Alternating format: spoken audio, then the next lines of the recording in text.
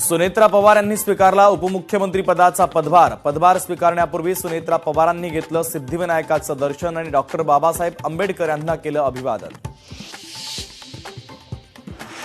अजित पवार यांच्या निधनानंतर मंत्रिमंडळाची आज पहिलीच बैठक, उपमुख्यमंत्री सुनेत्रा पवार बैठकीला उपस्थित।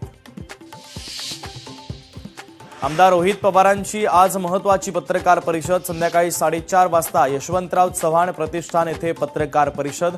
अजित पवारांच्या विमान अपघातासंदर्भात रोहित पवार काय बोलणार याकडे सर्वांचं लक्ष।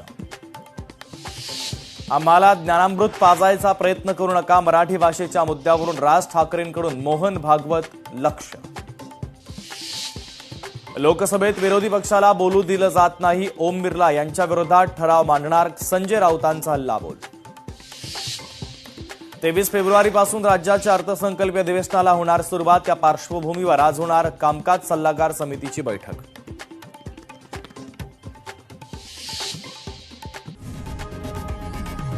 लोकशाही मराठी ऐका, पहा, जागरूक रहा।